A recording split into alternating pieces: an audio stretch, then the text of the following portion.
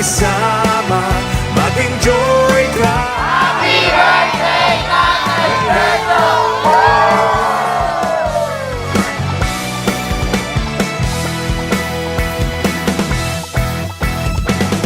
Panahon natin.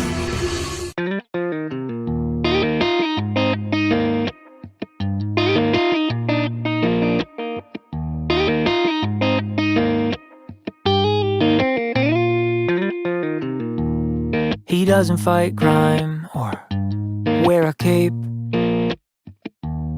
He doesn't Birthday ng aking mahal na ama, mahal na tatay. Ito yung pinaka masaya sa amin kasi naibigay namin sa kanya yung matagal na naming pangarap bilang anak.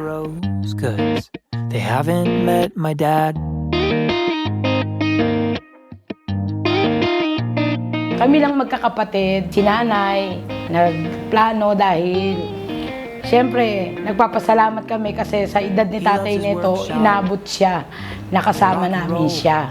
Kaya talagang pinagpilitan naming magkakapatid na ipalasap sa kanya itong kaarawan nito. You could say he's a man of few words, but he talks a lot within. And even though I'm a little taller, I still look up to him. He built me a house in the yard. Sa akin bilang anak niya, naging mabuti siyang magulang sa amin, lalo-lalo na sa akin.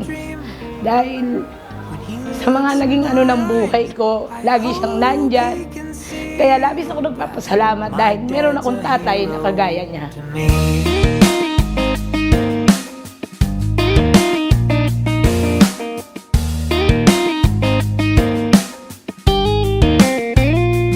Si tatay mabait, as in, napakabait, lalo-lalo na sa ibang tao.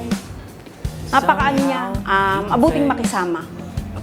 Napakarami niyang kaibigan. Yun yung ko sa kanya, na maraming kaibigan siya.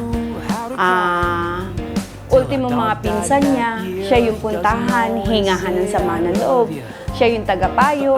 Yun yung natatandaan ko na nakita ko kung gaano siya kabuti sa ibang tao. He taught me to drive and to fight and to dream. When he looks in my eyes, I hope he can see that my dad's a hero to me. Happy birthday, tatay. Salamat kasi inabot ka ng 70 years at sana maging good health ka lagi at sana marami pang birthday ang dumating sa'yo. Nagpapasalamat ako sa tatay ko kasi naging tatay namin siya. Naging ama siya sa amin. Kahit mahirap kami, napalaki niya kami. Naturuan niya kami kung paano makisama sa ibang tao, kung paano makibagay. Yun yung isang bagay na pinagpapasalamat ko sa tatay.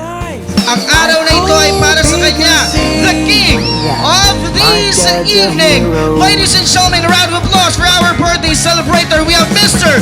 Roberto Alvaro! Iba pang sasarap sa pagtitinginan natin. Sana ay di na magwakas itong awit ng pag-ibig. Awit natin ay wag na wag mong kalimutan. Pangako ko naman na lagi kang pakikinggan.